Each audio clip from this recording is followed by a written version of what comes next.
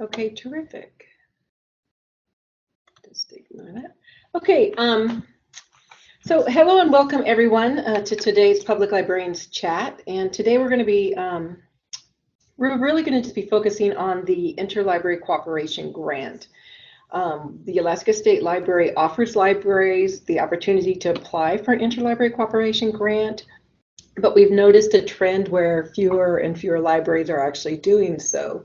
So we thought it'd be important to share a webinar on how to go about it in case librarians and library staff felt like they just didn't understand the process well enough. So we are recording this, and we will be putting it, adding a link to our recorded webinar on our archived webinars for librarians webpage.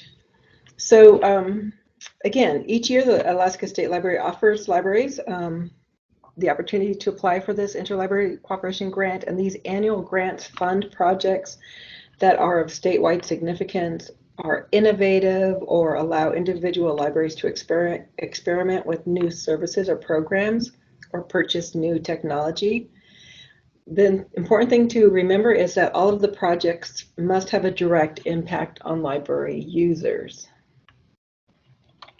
We really are trying to enhance the library users' experience.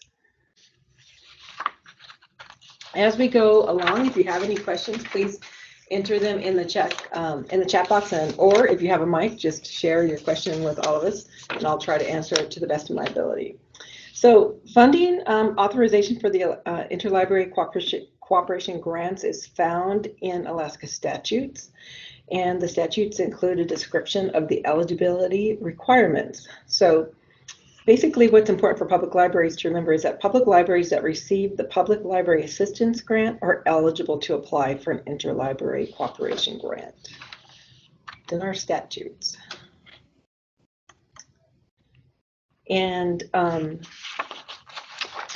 a description of how the ILC grant is to be implemented and the purpose of the Interlibrary Cooperation Grants can be found in Alaska Administrative Code. And you'll see here that to make Interlibrary Cooperation Grant to a library to promote or support sharing of resources, cooperative services with another library, innovative programs for the delivery of library services, or training or other programs that strengthen library services.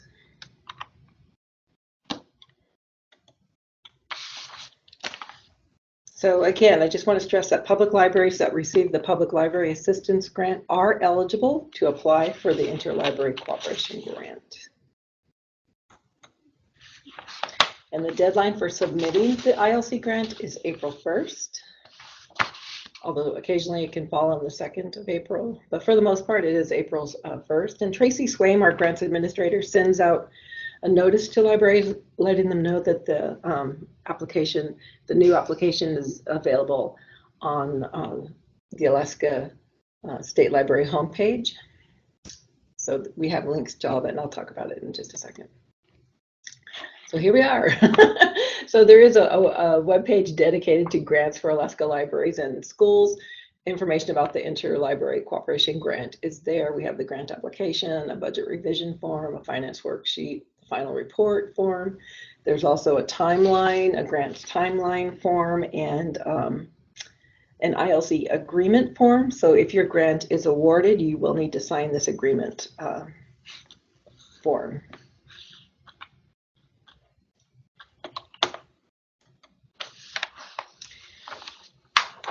So for me, when I was kind of coming up, well, how is the best way to kind of share how to write an ILC grant? I kind of thought, well, the best way is to kind of walk people through the actual process. So we're going to have a hypothetical problem, and we're going to come up with a solution, and then we're going to fill out our form based on the solution that we come up. So I always share with people that when you are writing a grant application, you really need to start with a real problem. And the reason I say a real problem is sometimes people will see a program offered at another library or hear about a program from somewhere else, and it sounds good in theory, but maybe it isn't really the best thing for their community. So you want to think about your library, your community, and what are the real problems you're experiencing in your community. It's so much easier to write your grant application You can recall actual real events or situations or anecdotes from patrons when you're crafting that grant application. So start with the real problem and then work with other people to formulate a solution. If you're a library director, or you probably have a lot of things on your plate, so share the grant writing with other people. Sit down at a table with other staff or with other community members and talk about what is a way that we can kind of solve this problem that we're experiencing. And then think about what can your organization contribute to solving that issue. Maybe it's space, maybe it's supplies, maybe it's staff time. If there's something that you don't currently have that you'll need to buy or purchase, what is that going to be and how much is it actually going to cost? And then what needs to happen when? What's the first thing that you'll need to do? Kind of like draft a little timeline of events that need to happen in order for this project to get off the ground. And then think about how you will know whether or not your project had an actual positive impact and solved the problem that you're experiencing. So I've created a little hypothetical problem for a made-up library, and here I'm going to read it aloud because we are recording this webinar. So a new housing development was built near the library and has increased the number of middle school students using the library after school. Every day at 3:10 sharp, a group of up to 15 middle schoolers show up at the library to get on the public computers and just hang out. And generally they behave themselves, but occasionally this group of tweens can get loud and rowdy. Several of these students have asked the library for art materials so they can draw or make other paper crafts, but the library doesn't have the funds to supply the tweens with these materials. A retired art teacher has offered to donate her time to lead a weekly after-school program in the library's meeting room, but she has asked the library to provide the necessary supplies. So looking at this problem, what I think would be helpful, or what I would like to ask you guys to kind of do, is kind of strip the problem down to the essential facts. So one thing that I do all the time is I use the who, what, where, when, why, and how to kind of get down to the just to the bare facts of the problem. And once I have that written out, it's really easy for me to see what the real problem is. So we don't have to do it right now because we have a lot of slides to get through, but if you were to do that, you would say, who are we talking about? We're talking about middle school students. Where? In the public library. When? Monday through Friday after school. Why do we have this problem? So there's a new housing division, which has increased the number of families in the area and the number of middle school students using the library after school. And how are they creating a problem? Well, they show up after school and take over the public internet computers. So really, what is this problem?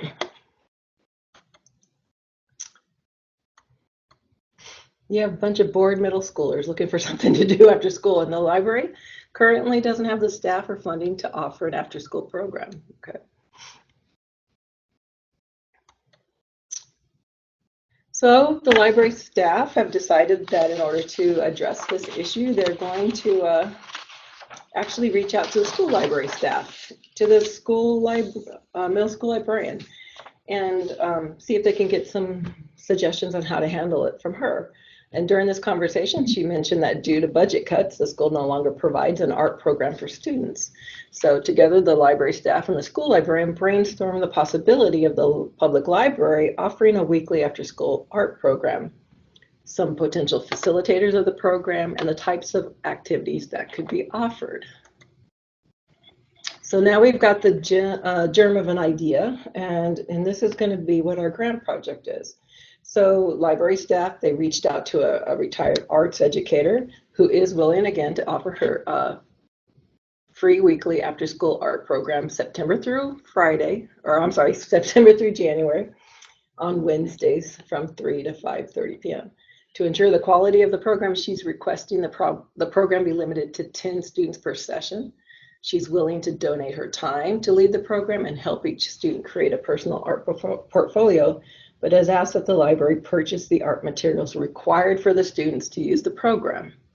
And the library has agreed to publicize the program, provide use of the library meeting room, manage the registration of students, and write a grant for funding to purchase the art materials. Okay. So the reason I put in bold the retired arts educator is this is our partner. We have her and we have the library. And then what's the library agreed to do? And we'll talk about in-kind contributions as we continue on with our grant application here. So here is a form. I kind of changed the dates. Tracy hasn't added the newest forms on the web page yet. So I just kind of updated the fiscal year and the date it's due. As we go through, there might be some date inconsistencies, but I'm just doing it for kind of give you an idea of what the actual form looks like. Do we have any questions before we go into the actual form? Bree or Jody? So you'll notice that I haven't mentioned the amounts of ILC grants yet, because the amount of the grant can really vary. So they can vary, but a couple $1,000s to 30,000 or more. But if really the amount is based on the project, you don't want to start your grant thinking about, oh, I'm going to ask for $20,000. Now, how can I fill out this form so I get $20,000? That's really not the point of it. The point is to actually ask for just what you need. And we'll, as we go through, we'll talk about that in just a minute. Okay.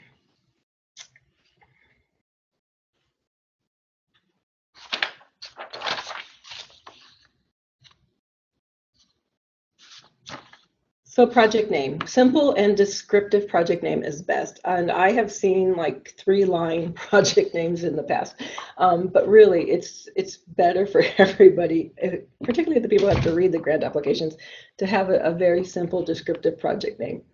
On the form, you'll see that there is this part, question number 9. In the section below, check any priorities that apply and double check the most important one. For my purposes, oftentimes I look at this list and I don't see a priority that actually fits what my grant is for. And then I will check other, and I will just simply write next to it what it is that the project is trying to accomplish. For our purposes, for our grant, I think the one that fits best is expand services for learning and access to information and educational resources in a variety of formats in all types of libraries or for individuals of all ages. All of these statements are pretty broad, but so try to do your best to find the one that you think will work for your project.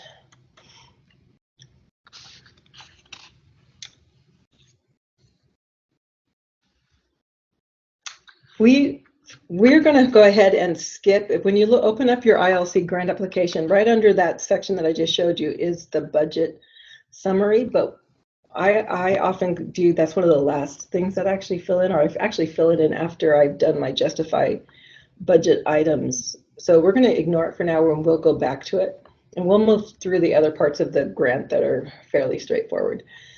So question 11.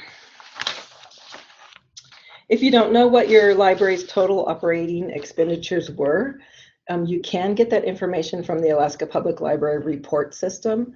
You will need to use your username and password to log into the Alaska Public Library report system. Once in there, scroll down to part 5, operating expenditures, and then to item 5.4 for total operating expenditures. For question 12, if you're unsure how to answer the E-rate questions, you can always reach out to Valerie Oliver, our E-rate consultant, and her contact information is located on the Alaska State Library homepage. Hopefully everybody knows who Valerie is. I've gone ahead and highlighted this part of this question 13, the grant proposal, because I find it much easier to not submit multiple pages. It's actually much easier if you simply open up the Word application, save it to your desktop with the new name, and then just type the information right into the form rather than like copying all of these questions into a new form and then attaching it. I find that I don't forget any sections or any of the questions that way. So that's my recommendation. Just go ahead, open up the Word application and save it with a new name and fill it in right in there. Statement of need, goals of the grant project intended outcomes, target audience, and activities to be undertaken. This is the main part of the proposal and the part that we look at, well, other than the budget, the one that we look the most closely at when we're reviewing applications.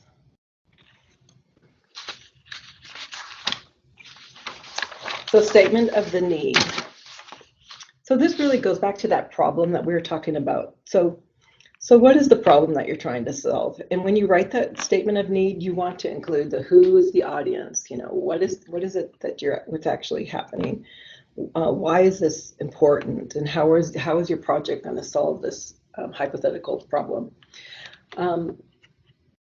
For our hypothetical grant, you might want to add some additional facts for some impact. So you could include like the number of the new homes that were built in the neighborhood. You could contact the school and ask for the number of middle school students currently enrolled as compared to last year to show that there's this increase in student population. You might want to support your statement of need with some research. For instance, NEA supported research has shown that students from low socioeconomic backgrounds who have arts-rich experiences are more likely to achieve key positive outcomes academically, socially, and civically compared with their peers who lack access to art experiences. So a statement like that would really support the work that you're hoping to do. Not only are you trying to keep these kids busy, but you're going to, this program will have a real positive impact on them socially, academically, and civically. Just remember to keep it simple and concise. In the past, we've had grant applications where people have just, it's been like 10, 15 pages of info that just, it was just so overwhelming that it made it very difficult to find out really what it was that they were trying to achieve.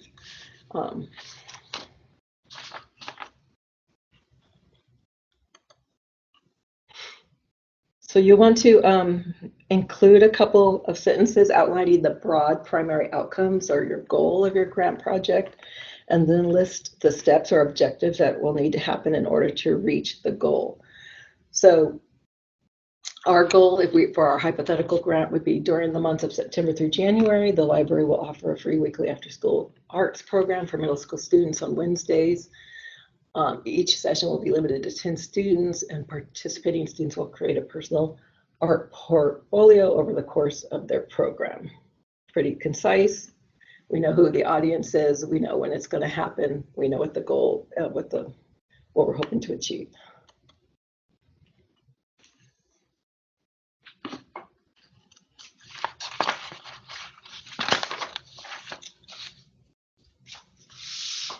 So you have your goal, you have your broad statement of what you wish to accomplish, and then you need to kind of think about, well, how am I going to make that happen? So you think about a strategy, how you're going to, what do you need to do to make that, to bring it to fruition, right? So you want to come up with some objectives or some steps that, you'll need to take to actually achieve the strategy so you can achieve your goal. And so again, you're going to keep it pretty simple. By one of the objectives is by the end of January, the library will provide students ages 11 through 14 with 15 weekly 2-hour after-school art sessions, sessions that will introduce them to art concepts, improve their fine motor skills, and teach them how to create an art portfolio. So we kind of went from broad to much more specific. We know when this is going to happen. We know it's going to be January. We know who the audience is, how many actual sessions are going to happen, and what is going to be the outcome. So specific, measurable, attainable, realistic, and time bound. We want to create some smart objectives when we're doing this. Any questions about goals or objectives or strategies? Okay.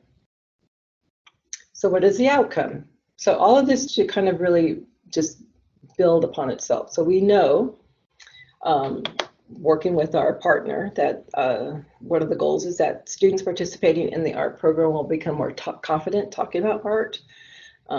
They're going to improve their fine motor skills through drawing, sketching, and brush strokes. and that at the end of the program, they're going to create a personal art portfolio consisting of 6 works of art. So it's there'll be 15 sessions, and hopefully at the end of it, they'll have 6 pieces of art that they'll want to include in their personal art portfolio. So these are the outcomes. These are what the students, this is what they're going to get out of this project that we're putting together.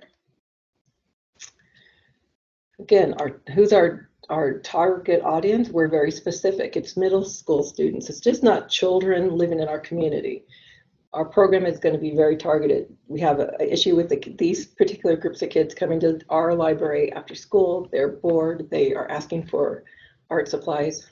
This is how we're going to meet their needs. So our activities and timelines.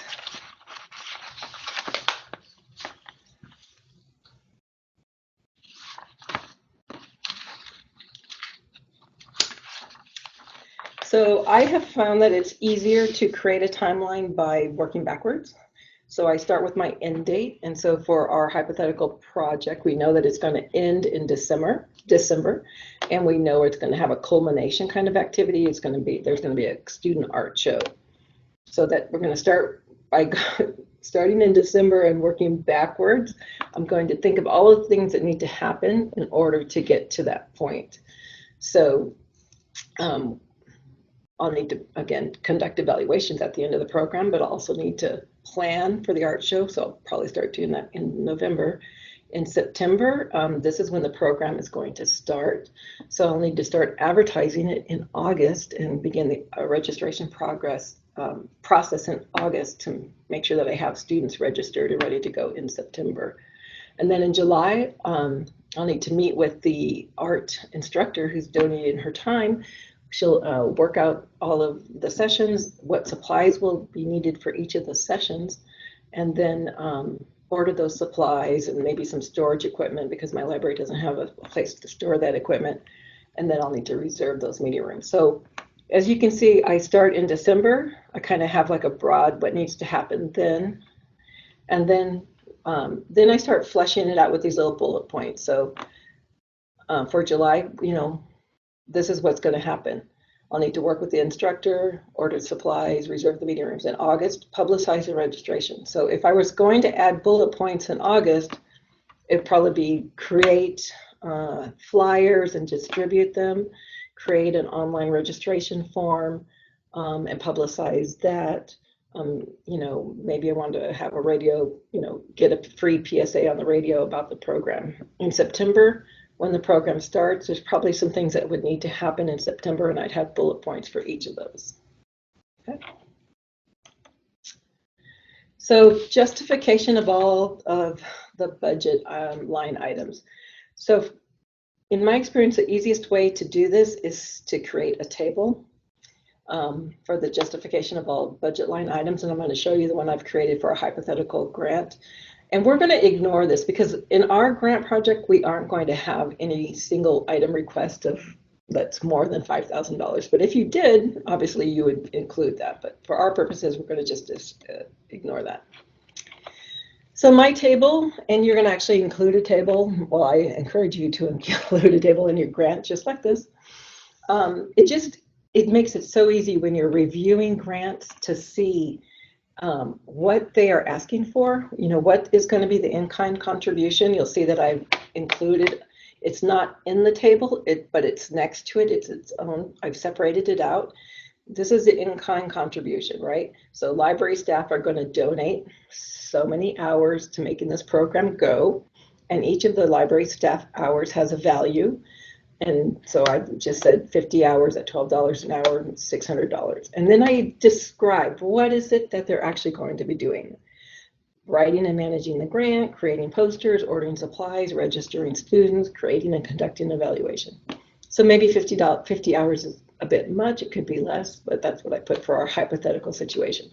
I also put the library will donate use of the meeting rooms for 15 days for 2 hours at $10 per hour. Again, that's a contribution. Some libraries do charge. If they charge, you definitely want to include it. If they don't charge, then you don't want to. Okay. The art instructor, she's a separate line in here. She's going to donate 48 hours at $25 per hour, planning the programming, providing the instruction, evaluating the artwork. So combined her contribution and the libraries, this is that in-kind total. That's where that came from. In the table, we have the actual things that actually cost money, and we're going to ask for them in our grant. Okay, publicity, printing the flyers, the art supplies, the storage equipment, and the art show supplies. I highly recommend that you actually price out. If you were actually going to print flyers, contact your printer, find out what it would actually cost. If you were ordering supplies, go online or get out a catalog, actually price out how much it's actually going to cost and include the shipping. For my example, what I've done is I've taken the amount of the supplies and I've basically I actually divided it by the number of students, and then I showed the cost per student, because often that's one of the things that when we're reviewing grants, we're looking at, okay, here's a great grant proposal. What is the cost per the participant or per the people that they're hoping that this grant is going to provide a service to? How much is it actually a cost per person? Okay. So you'll see that we have supplies. We kind of have 3 different lines with supplies in them. It's important to kind of have them separated out here, but when you are in the grant summary, we're obviously going to just pull them all together and just be one total for the grant in that summary of the supplies, of the amount of money for supplies. Okay. Okay, so here is our budget summary for the grant project. This is on the first page of the ILC grant, and I think people see this and it often overwhelms them. That's why I wanted to go back to it, because now that we've kind of broken out the cost, it's much easier to go in here and now populate each of these lines. So if you look, there's like a little description of what each of these lines is for, and I've gone ahead, like in line number 5 on the form, it just says other materials, and I've just added flyers, just to make it clear what it is that's going in there. And then when it says services, I've just gone ahead and I've added the meeting rooms and the art instruction there. Okay. All of these local funds for the grant project, these are our in-kind contributions. And that's why I've gone ahead and put in parentheses in kind. The red font grant funds, this is what we're actually asking for. And you'll see that supplies, we have just one total for the supplies. We've taken all of these budget items and added them to the total to show what the actual value of this grant project is. So even though we aren't asking for $3,485, that's the actual value of all of this when you add the in-kind contribution with the grant funds. Okay. And that's useful when we're looking at and evaluating grant proposals. What is it that they are providing? What's that in-kind contribution? It's very important to us. Even though there's no money that's actually going to change hands here, it's still important to see that contribution.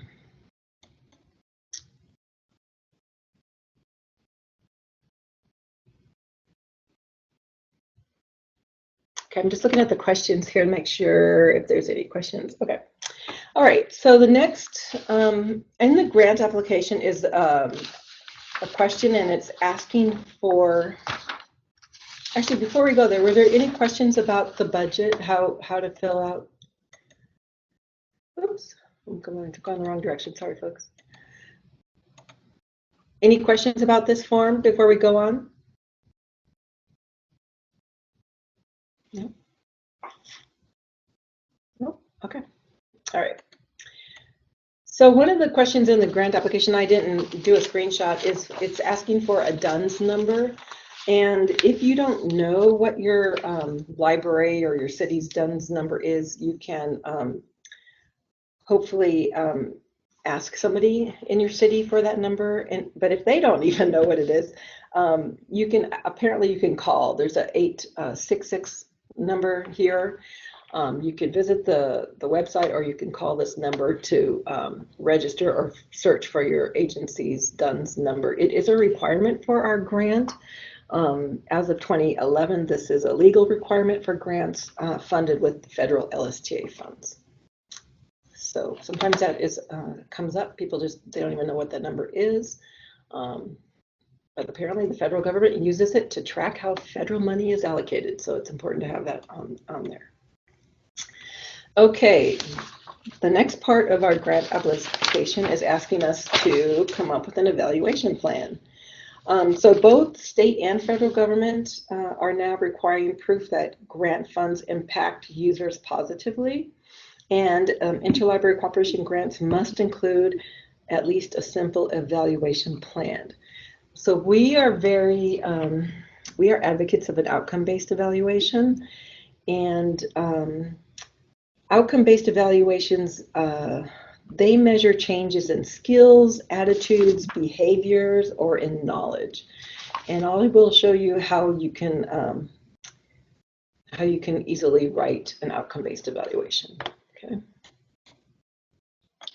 So start by a time.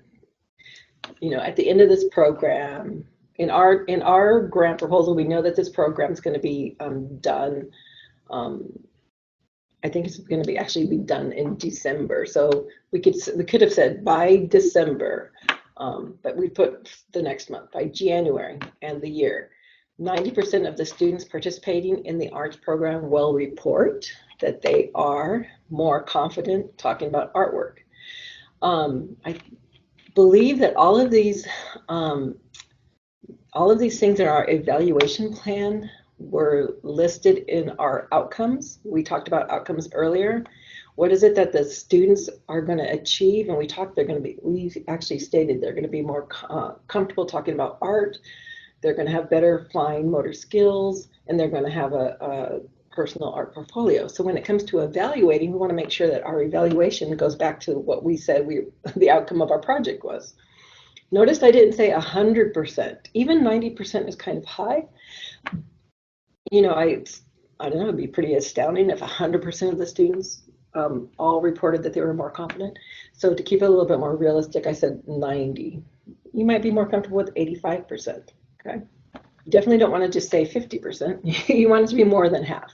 Again, so 90% of the students participating in the art program will report. And then we went back to the specific outcomes. This is a change in attitude.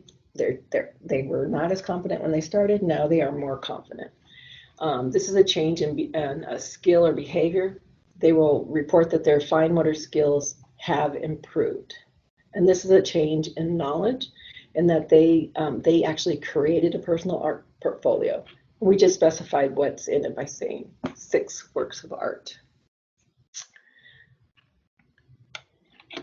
Okay, so that's how you create with those outcome-based evaluation plan. Now, when you're looking at this, how could we actually measure that? What are some ways that we could test to see that our students are more confident talking about artwork? Does anybody have any ideas?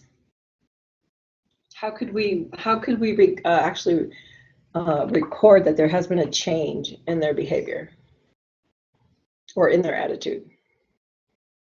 You could survey them, sure, and it could be a simple thumbs up, thumbs down. You could have a pre-test, a couple art terms that are going to be covered throughout the program. Or, do you know what this means? Do you not know? And then afterwards, you could do it as well. What about the fine motor skills? How could you find out whether or not their fine motor skills have improved? What's the way that you could do that?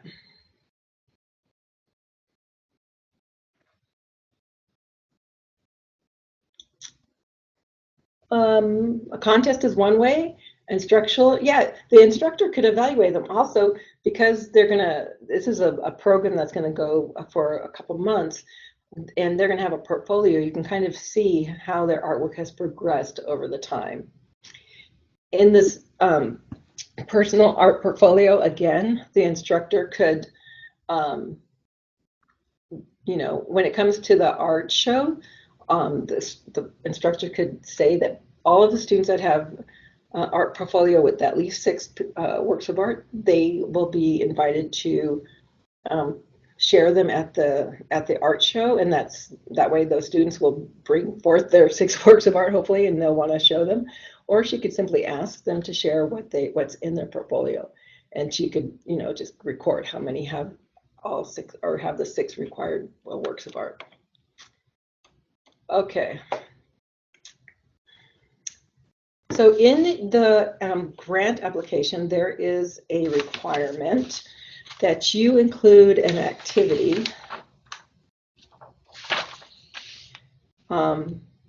that your grant application include an activity from the Alaska State Plan. And so a copy of the state plan is found on our webpage, and you can't, oh, there it is. Yeah, library.alaska.gov/public/board. I actually tried the link that's in the Word document, and it didn't work for me. But you can always go to the For Libraries webpage and click on the Governor's Advisory Council, and you'll see a list of all of the LSTA, Alaska State Plans, and the most current one is on the top.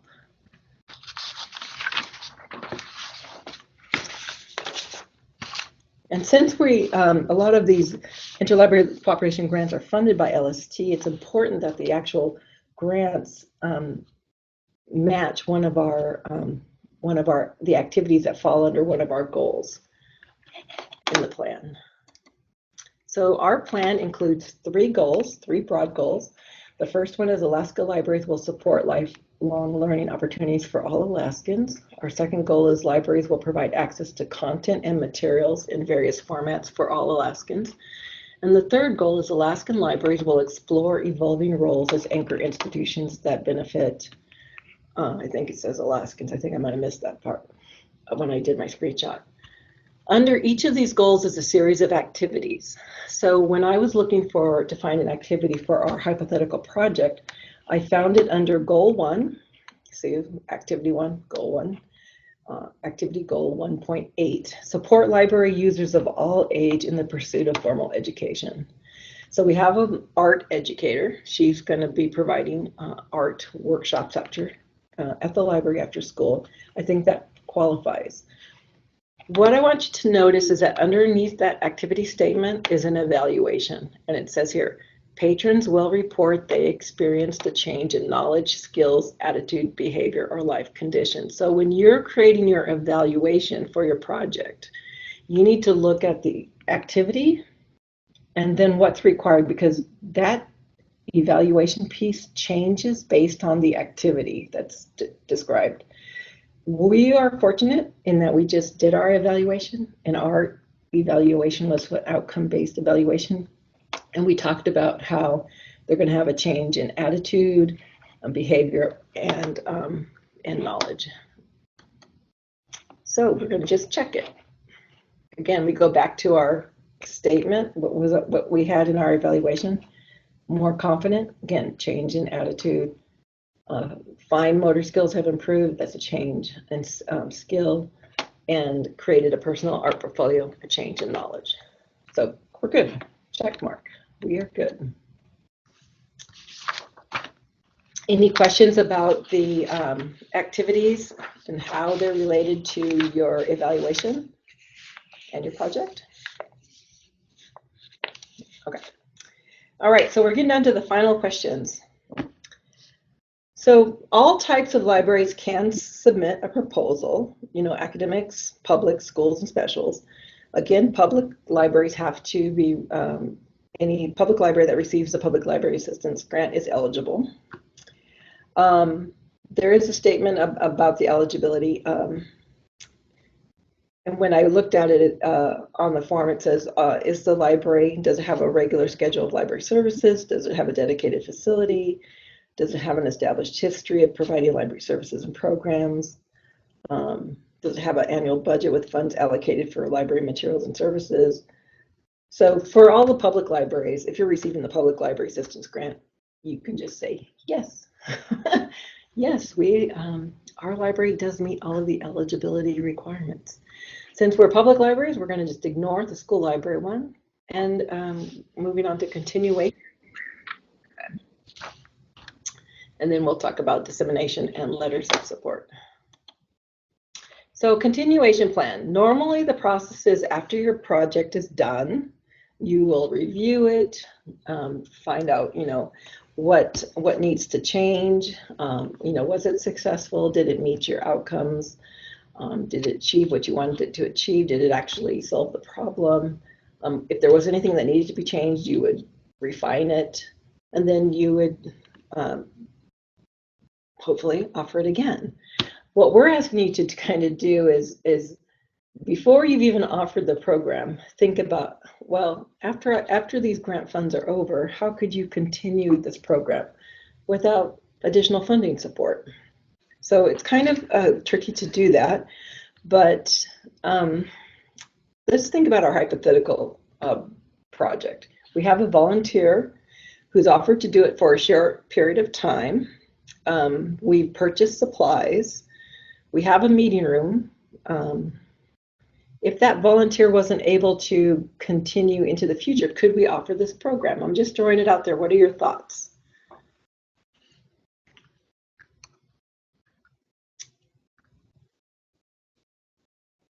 Don't be shy.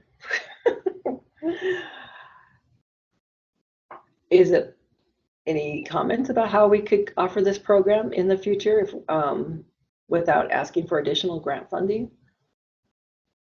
Continue the relationship with a partner? Sure. You might have, maybe this volunteer isn't willing to do it, but maybe someone else might be willing to do it. Kids could bring in their own supplies.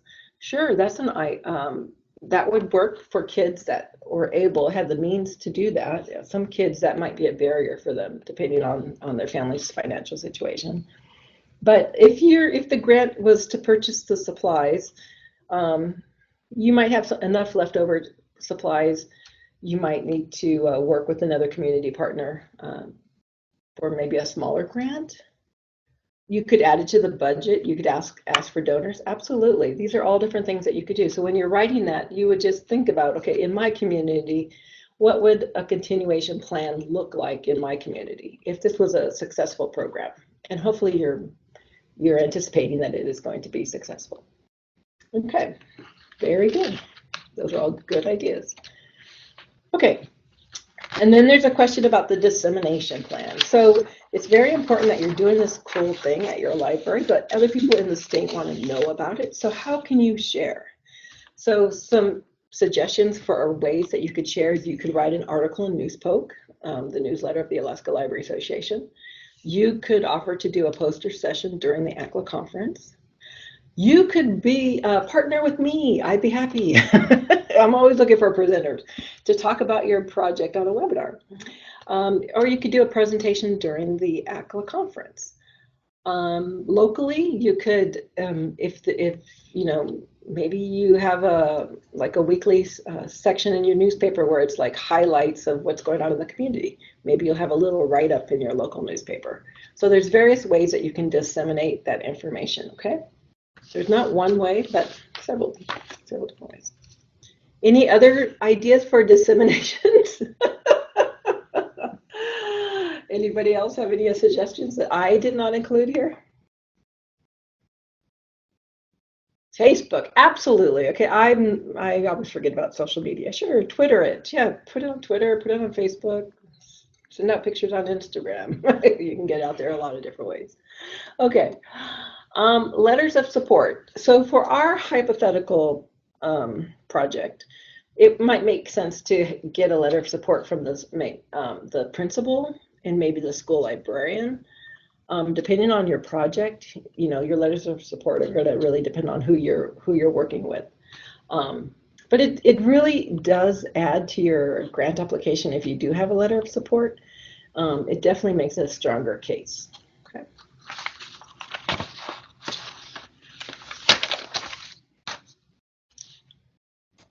All right, so before you send it to us, just check your math, check your spelling. I noticed a couple of typos in my presentation. Look at the logic of your timeline, make sure that your timeline makes sense.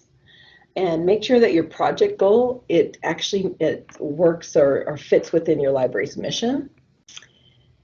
And then send it to us. Don't be shy. If you have any questions about a project and you want to talk to us, we are always happy to talk to people before you submit. If you just want to float an idea by us, we are very willing to talk to people. What we would love to see is an increase in the number of libraries asking or completing these ILC grants, because we know that when you write an ILC grant to solve a real problem in your community, you're going to make your library stronger and better, and it's just going to be very impactful. So we want people to apply for these grants. We know it's money well spent. So any questions about anything that we've talked about so far?